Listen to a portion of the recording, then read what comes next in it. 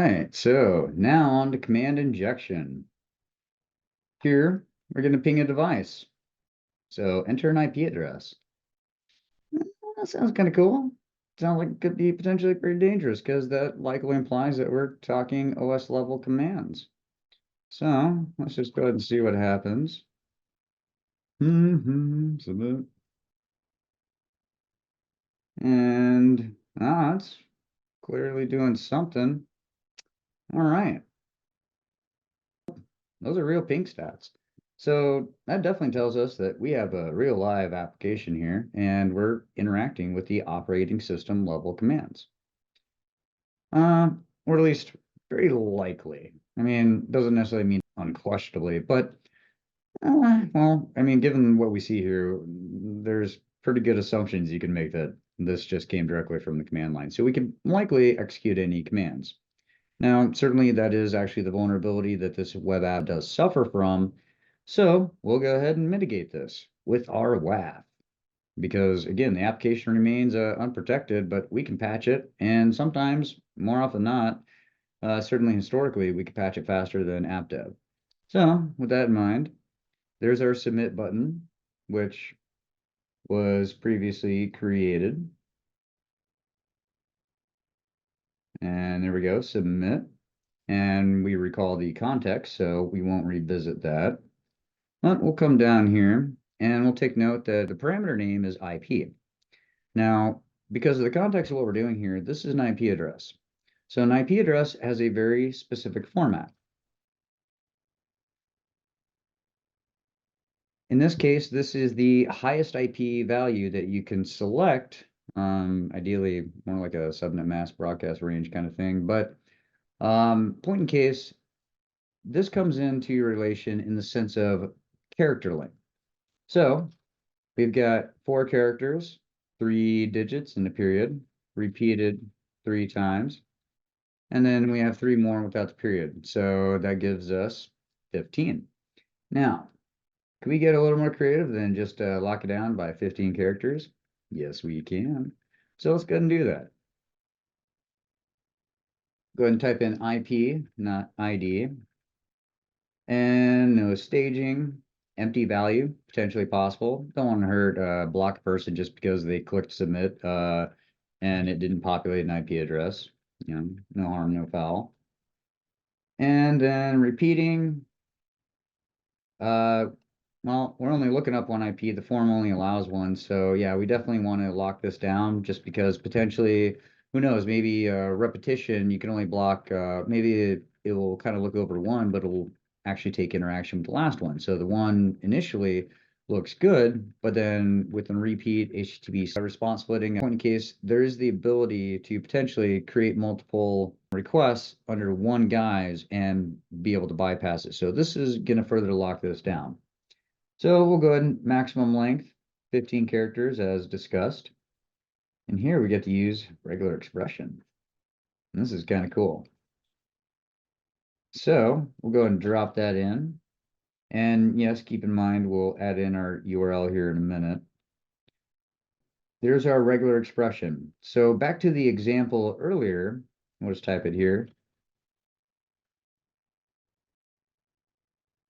That's our regular expression to go ahead and match an IP address of any length or value, and specifically only that.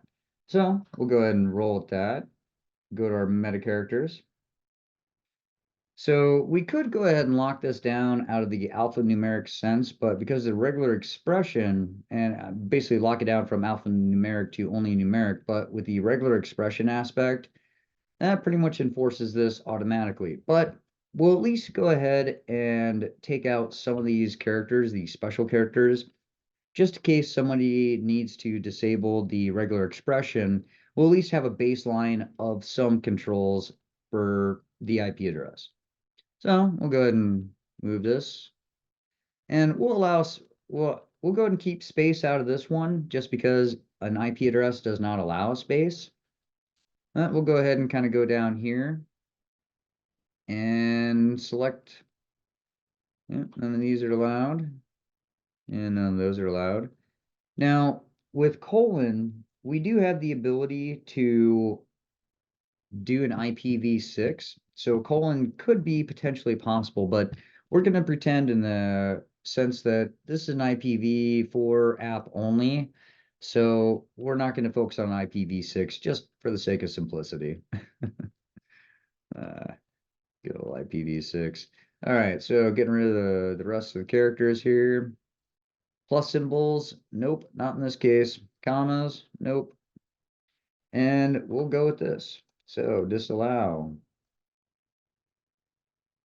And make sure we're looking good, nothing special.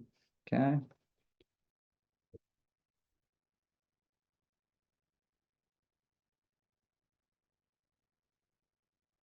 And create. Oops, we forgot something. Just goes to show, occasionally you can miss some things because these do get pretty complex, and there's just a whole myriad of potential possibilities in how you can protect something given within the context of what should be present. So we'll go ahead and update that and fix that one.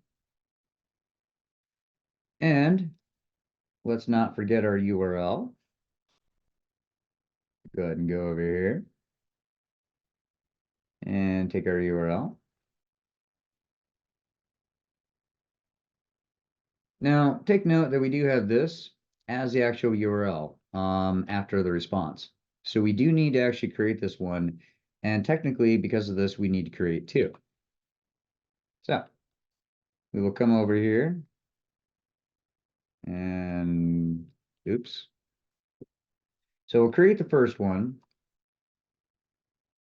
Now, we're going to wildcard this for that one. Now, you'd think potentially we could do something like this to go ahead and take care of the one without, but unfortunately that is not true.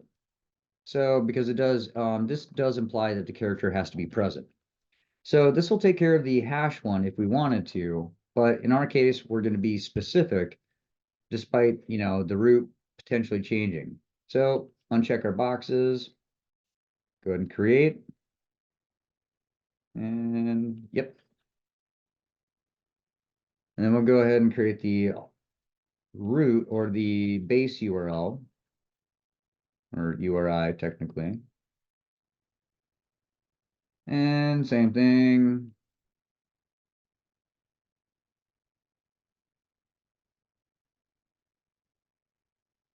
All right.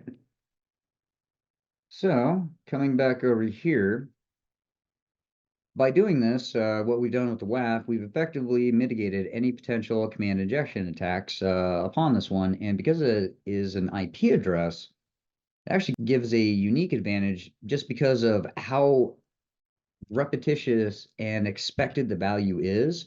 And it's only digits and some periods. So that gives us a lot of control about what can be done on this one. So we're taken care of on that one as well. So another one knocked out. Now let's go ahead and move on to CSRF, cross-site request forgery.